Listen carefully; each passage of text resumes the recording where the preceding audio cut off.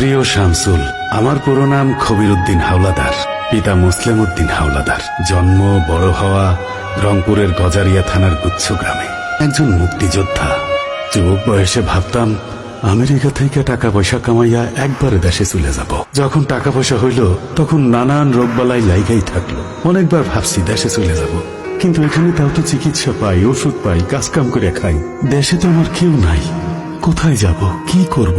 আমি আমার জীবনের সকল স্থাবর অস্থাবর সম্পত্তি তোমারে দিয়ে গেলাম। বিনিময়ে আমি মারা যাওয়ার পর তুমি আমার লাশটা বাংলাদেশের মধ্যে যে কোনো জায়গায় কবর দিও।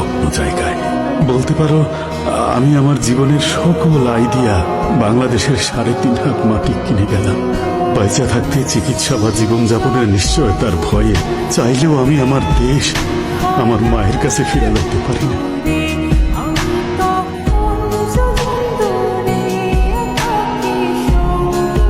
তোমার মা তোমার রাজকুমার করে ডাকতো। আমি শুনলি পরে রাগ হয়ে যেতাম, কথাম যে ওই বিধর্মীর নাম বলে আমার সাওয়ালকে তুমি ডাকতে পারবে না। মা কত অক্ত আমি নাম দেই নাই, কিছু হতো আমার রাজকুমার। তার তো একটাই ছেলে, নাম রাজকুমার, সে তো বাংলাদেশে থাকে।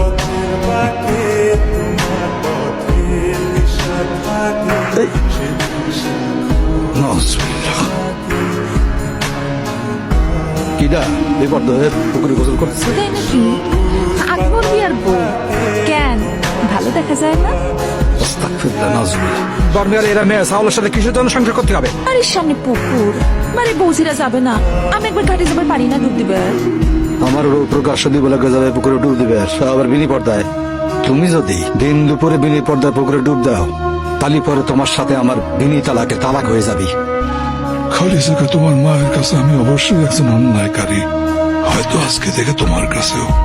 বাবা রাজকুমার, তুমি শুধু একবার নিজেকে আমার জায়গায় দাঁড় করায় দেখো, কি করার ছিল আমার। তার মানে কিন্তু এটা না রে বাবা, যে আমার কোনো দায় ছিল না, আমার কোনো গোড়ামি ছিল না। গোড়ামির জন্য আমার অনেক অনেক ক্ষতি হয়ে গেছে। আপনারা না নিষেধ করেছি এই বাড়িতে আর আসবেন না। আচ্ছা, আমার কি দোষ? আপনি আমার সাথে অন্যায় কেন করতেছেন? আর দোষ এটা করে এখন কোনো লাভ নাই, খাতে যাবে না। আপনি এই বাড়িতে আসবেন না, এবারে আপনার জন্য পাপের, আমার জন্য পাপের। ঠিক আছে, তালি পরে আমি আমার সাওয়া, আমার রাজকুমারও আমার সাথে হয়ে যাবে। শামসুল আমার সওয়াল কোনদিন যদি ওর সাথে কথা কয়ে দেখছে, তাহলে ওর মরামত দেখবেন, কসম দিলাম। তোর মা আর কোনোদিন আমাকে বাড়িতে আসে নাই। আমি আপনার কথা দিচ্ছি, আমি অবশ্যই আম্মাকে আপনার কাছে নিয়ে আসবো। তুই আমারে মাফ করে দিস, আমি তোর সাথে অনেক বড় অন্যায় করেছি। আপনার প্রতি আমার কোনো রাগ নেই আব্বা। খাদিজা আপার সাথে আমার দেখা হয়েছিল, আমি ওনাকে বললাম শামসুল নামে আপনাকে একজন খুঁজতেছে, সে নাকি আপনার ছেলে। শুনে সে চমকে গেল। তার কয়দিন পরে শুনি হঠাৎ সবকিছু সে বেঁচে বাংলাদেশে চলে গেছে, আর নাকি আমেরিকায় আসবে। কোথায় গেছে বলতে পারেন? ঠিক জানি না, তবে আপনি ফোন দেবার পর আমি সারা বাড়ি খুঁজে একটা ঠিকানা পেয়েছি, বাংলাদেশের ঠিকানা। এখান থেকে প্রায়ই ওনার চিঠি আসতো। থ্যাংক ইউ ভাই।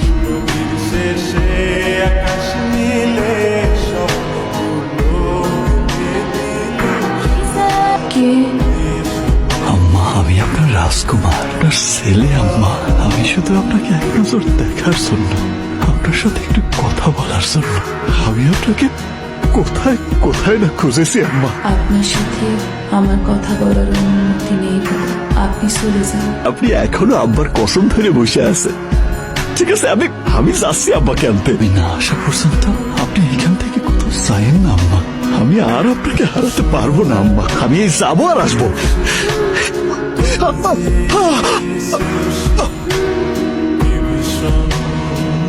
একটু কাছে আসেন না আম্মা, হাতটা একটু ধরি।